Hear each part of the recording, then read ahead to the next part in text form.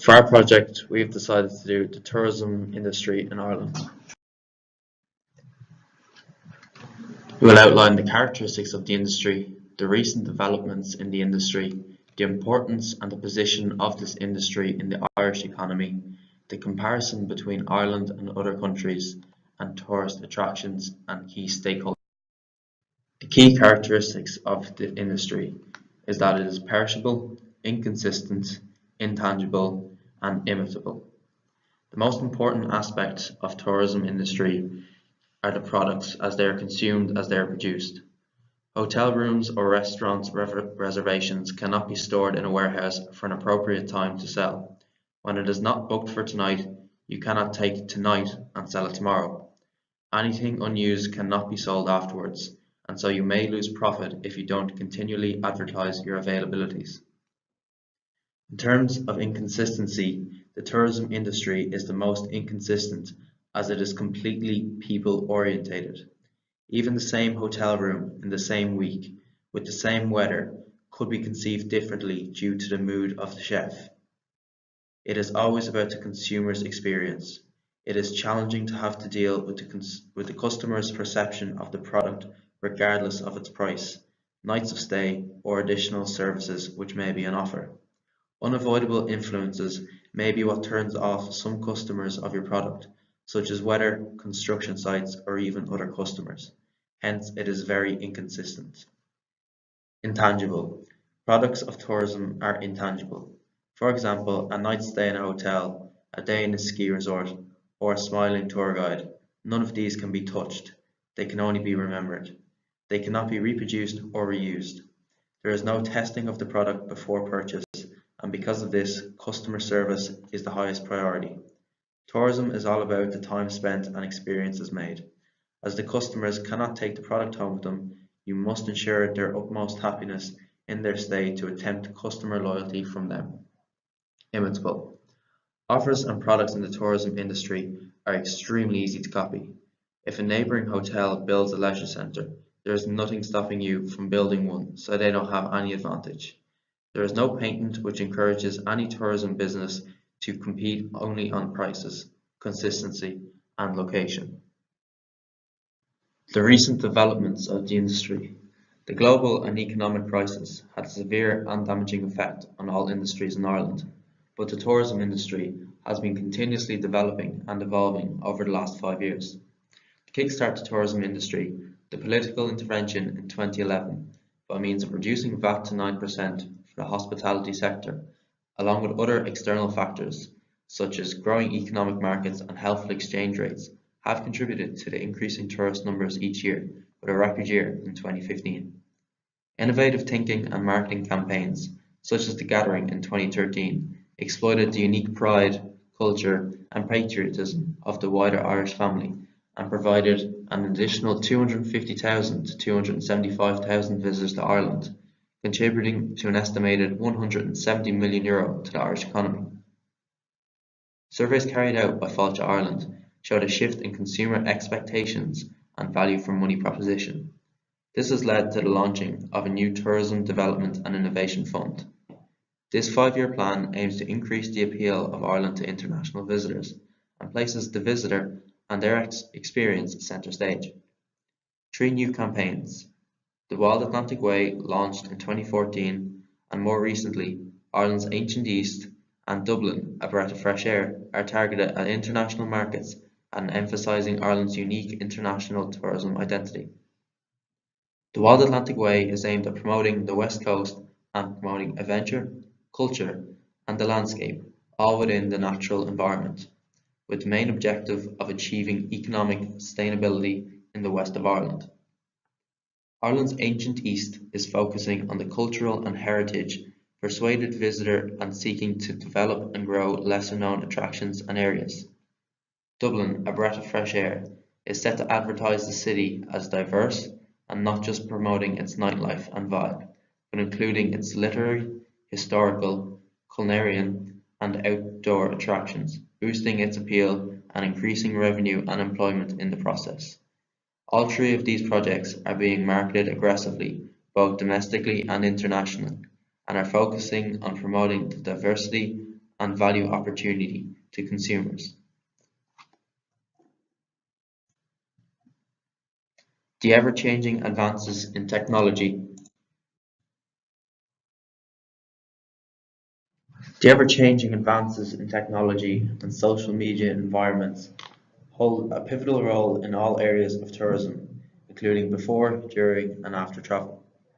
Websites such as Bookings.com and TripAdvisor have made it easier and cheaper for visitors to access hotel rooms, restaurants, and events.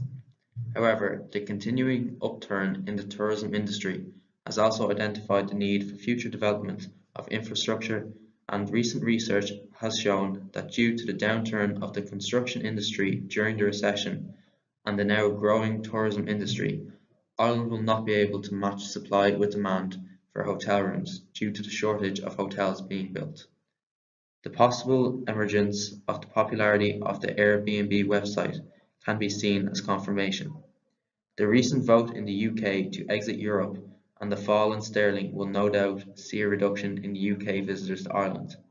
CSO figures show Britain as the largest inbound visitor market to Ireland, with 3.55 million visitors in 2015, with an approximation market value of €995 million to the Irish economy. This will present further challenges to the tourism industry, requiring additional innovation and forward thinking in order to compete and provide tourists with value over the coming months and year. The importance of this industry in the Irish economy. To attract foreign capital and investments. If major hotel companies from around the world see that Ireland has a good tourism facility, this will encourage them to set up hotels here in Ireland, where they'll get loads of tourists staying in when they visit, which will increase the amount of taxes paid to the Irish government. Creates jobs for the Irish population. This will benefit the Irish economy because there will be more people working, which will have less people on social welfare and paying taxes. Recent tourism jobs include the opening of 2 flagship visitor attractions in Ireland, GPO's Witness History and Epic Ireland. Creates revenue for the government. The Irish economy will benefit from an increase in revenue because they will have less social welfare payments to pay out and more taxes coming in. In 2015, the government received €7.7 billion loan on tourism. Attracts more visitors to the country.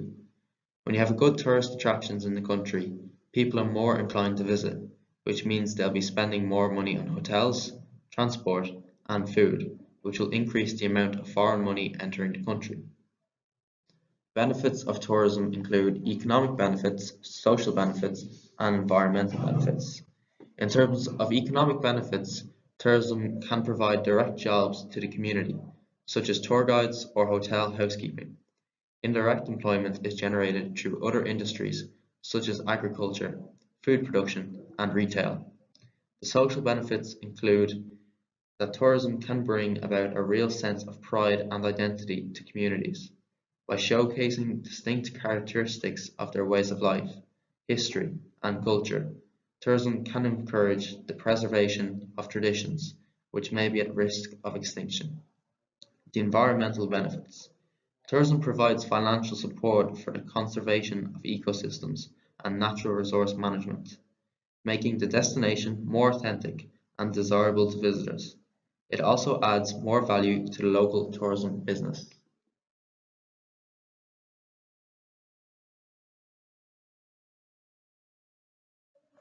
To compare the tourism industry in Ireland, we will compare it to Spain and America. So in terms of barriers of tourism, Ireland has few or little barriers. There is no physical barrier, and Ireland is also a member of the EU. This allows free travel of people and goods to and from Ireland. Ireland adopted the euro currency when it joined the EU, which promotes travel of other European citizens to Ireland. In comparison to Spain, it is very similar. However, compared to America with the visa, Ireland is more attractive for ease of travel.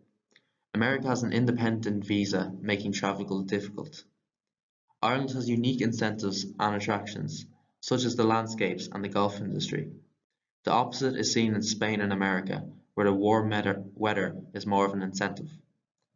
Tourism accounts for about 2% of export earnings, which is low compared to Spain and America, where the tourism industry accounts for upwards of 15%. However, the industry is worth 6 billion to the Irish economy. This is similar to Spain, but dramatically different to America, whose tourism industry is worth 1.47 trillion. This is mainly due to the fact that the tourism industry in America also accounts for the travel of businessmen. The structure of tourism in Ireland is strong as it accounts for 220,000 jobs. This is low compared to Spain and America, where it accounts for 1 million and 7.6 million jobs respectively. The top tourist attractions in Ireland include the Guinness Storehouse, the Cliffs of Moher, the Book of Kells, Blarney Castle and Bunratty Castle. Guinness Storehouse as a tourist attraction. Guinness is a massive worldwide organisation being brewed in almost 50 countries. It is strongly linked with the Irish culture by people from other countries and therefore works very well as a tourist attraction, with 1.25 million people visiting the Guinness Storehouse in 2014 alone. Visitors get to see all 7 floors of the core building, which is shaped like a pint glass. Along the way, they will find out and witness how Guinness is made. Visitors are also given a complimentary pint of Guinness when they reach the top floor, which is known as the Gravity Bar. All this is done for a reasonable price, which is why this historic building attracts so many tourists. Croke Park is the 4th largest stadium in Europe, which makes it very popular among tourists. The GAA is an extremely strong part of Irish culture, and with Gaelic football and hurling being reasonably unknown sports outside of Ireland, tourists are often very interested in seeing what they involve. The tour of Croke Park is also available. Visitors are shown all around the stadium, including the GAA Museum and the Skyline Tour, which gives an excellent view of Dublin City from the top of the stadium. The key stakeholders and their roles in the Irish tourism industry. Fáilte Ireland is a national tourism development authority. Their role is to support the tourism industry and work to sustain Ireland as a high quality and competitive tourism destination. They provide a range of practical business supports to help tourism businesses better manage and market their products and services. Fáilte Ireland promote Ireland as a holiday destination through their marketing campaign, which is discoverireland.ie, and manage a network of nationwide tourist information centres that provide help and advice for visitors to Ireland. Discover Ireland is operated by Fáilte Ireland, the National Tourism Development Authority, and features comprehensive information and listings for Irish accommodation, activities, events, and tourist attractions. Aer Lingus and Ryanair are both Irish airlines, operating to and from Ireland to hundreds of destinations around the world. Aer Lingus's primary market is Ireland, the UK, Europe and the USA. Bringing tourists from these countries and continents to Ireland, this is partly driven by Ireland's status as an island nation. Ryanair is a budget airline operating to many countries around the world also, bringing tourists to Ireland. The Irish Hotels Federation is the national organisation of the hotel and guesthouse industry in Ireland. The primary functions of the Federation are to promote and defend the interests of its members.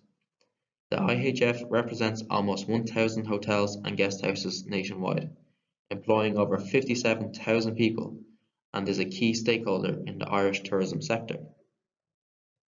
Dublin Bus operates throughout Dublin, Wicklow and Maynooth in County Kildare. This service connects every tourist site in these areas, such as Dublin Castle, O'Connell Street, where there's many iconic buildings and sites, Croke Park, Bray and Glendalough. For these reasons, Dublin Bus provide a key role in the Irish tourism industry. Tayto Park is a theme park and zoo located in County Meath.